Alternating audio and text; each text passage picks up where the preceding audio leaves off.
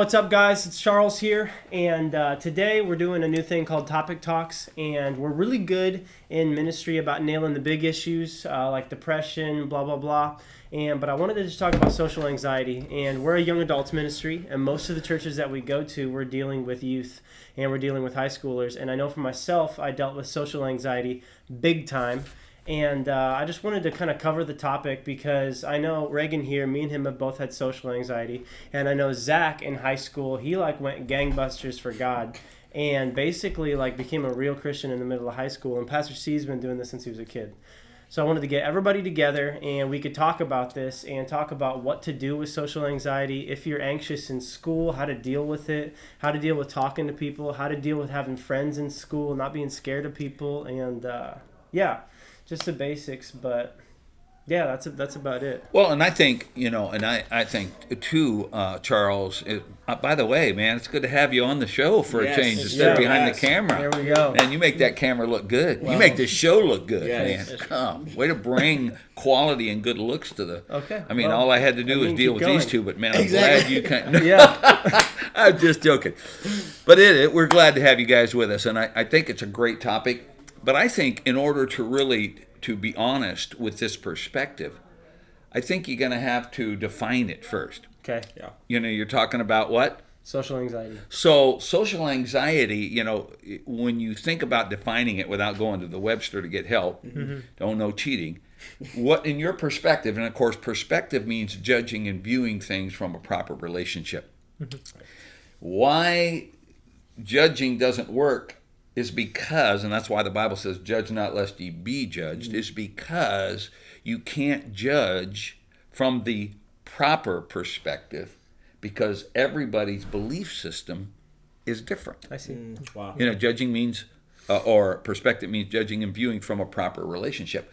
Not everybody has a proper relationship with the things that are proper in order to build a proper relationship. Oh, wow, yeah. That's not a play with words. It's true. What it's saying is it's almost a little bit like what we just were talking about before the show was about Pastor Eugene Peterson and what he said in the introductory to the book of Ephesians, I believe it is, in the Amplified Bible, where he says when the organic unity of belief and behavior is damaged in any way, shape, or form, we are incapable of living out the true humanity in which we were created. But notice that. He said the organic unity of belief and behavior. It's supposed to be intertwined. Wow. Because whatever you believe becomes your behavior. Mm-hmm. Yeah. That's so true. Belief produces attitude, behavior.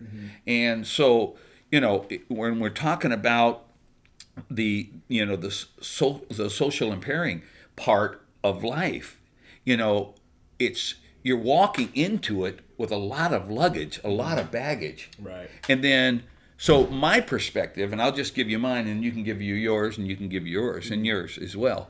But my definition to, of social impairing is this: it's not able to fit in because you don't know where to fit in. Yeah. That's a good. What do you mean? If the world fits, you're the wrong size. You ever heard that one? If the world fits, you're the wrong size. Okay. We're trying to fit into a system, organic unity of belief and behavior. Yeah. We're not able to fulfill our created purpose because we're trying to fit into a system that doesn't yield. Listen, it doesn't yield security into who we are, into our existence. Right. Yeah. It takes from. Yep. This is the only system that gives to. Right. The system of the world takes from. Peer pressure takes from. It doesn't add to. It doesn't make you different. It just makes you feel secure. Right. But that's momentarily. That's momentarily security because all you're trying to do is fit in. Yeah. But if the world fits, you're the wrong size. Does that make sense? Yes. So to me, social impairing means you're just trying to fit into something that will give you some kind of identity gratification. Yeah. And you don't care what it looks like. Right. Exactly. Even if it looks like everybody else. Yeah. To be accepted, you'll do anything. You'll sacrifice whatever you want, whomever you want to be. Can I just elaborate a little bit here yeah. before Yeah, we please. get in? Because I want to Please, hear yeah. you know the testimonies here. But they say from the time, and I think we talked about this in the youth pastors corner earlier in an earlier episode. But they say from the time a young person turns 13 and until 13 all the way to 19, they live in a state called denial. They deny the right to be who they want to be because they want to be accepted by everybody else. I always used the little illustration about me because when I growing up, my grandparents, my parents, my uncles, my aunts, they were all bowlers. And so I grew up bowling. I grew up in a bowling alley twice a week. My grandfather was one of those tour bowlers. You know, when he'd go on tour, and in fact, when he passed away, and we had to clean out the house, you know, after he passed away. I mean, there were trophies everywhere. Rooms, just nothing but trophies. Wow. Jeez. Because you know he was one of those circuit bowlers, and he had like a 215 average. You know, so Wow. I think he bowled at 300 3 times. You know, and Jeez. so I mean he was a great. Only 3 times? Great, only Wow. 3 times Jeez. that I knew of. Okay. And because I remember the trophies, and so so you know I wanted to be, you know, I love bowling. I got in a junior bowling league on Saturday. Well, as I'm growing into my 13, 14, and 15, my teen years, you know. Everybody's talking about football. Everyone's talking about baseball. Everyone's talking about basketball at that age, you know. And here I come up with a great subject, man. Yeah, but I'm a bowler. I Right. like bowling. And man, when they looked at me like, you know, Right. a cow at a new gate, deer in the headlamps. And in fact, I thought they were going to beat me up. I mean, you talk about bowling at 13 and 14-year-old among, hate you. you know, among, you know, baseball lovers, football Right. lovers, basketball. You can get beat up. Yeah. And so I changed, you know, I denied the right to like bowling. I even quit bowling Man. Wow. because I felt like that wasn't the thing to do. It was that peer pressure. So we live in a state of denial. Then they say when we turn 20 to 25, we live in a state of betrayal. Right.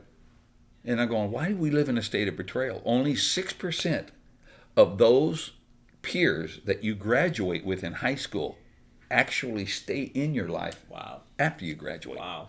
Only 6%. So what does that mean?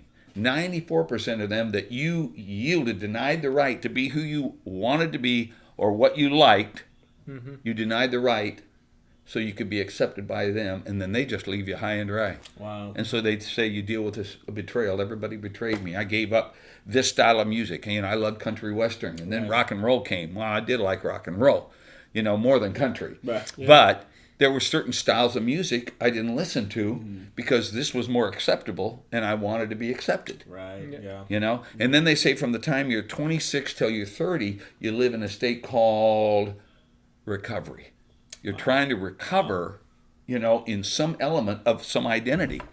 Now, what's crazy about this is most marriages among young people happen between the age of 21 through 28. Wow. Yeah. Jeez. And most divorces happen within the 8 years of marriage. Wow. Yep. And the average divorce rate in America is 51%.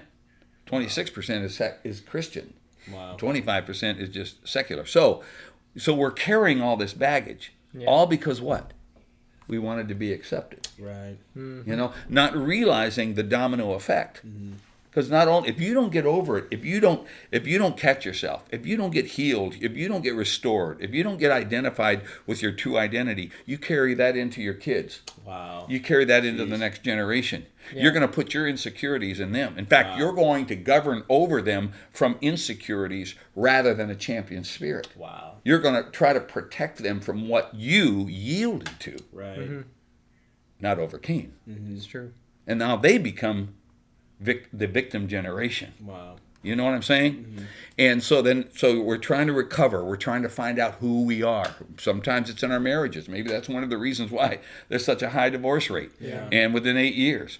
And but then from the time you turn 31 till 35, they say you live in a place of discovery.